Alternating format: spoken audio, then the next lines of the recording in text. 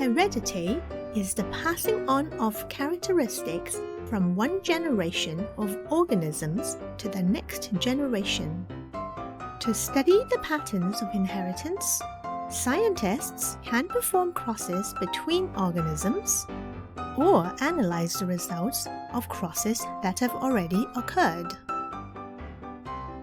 For example, we may study the inheritance of the length of wings in fruit flies, which is controlled by a single gene.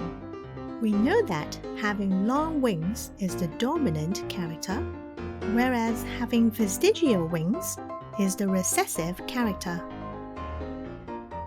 Let's assume we are performing a cross between two fruit flies that are heterozygous for long wings. Genetic diagrams can be used to predict the outcomes of the cross.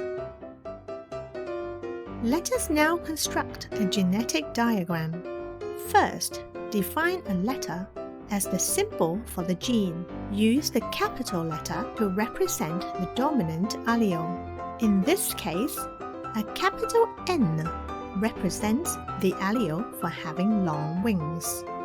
Then, use the small letter to represent the recessive allele, which is a small n for the allele for having vestigial wings.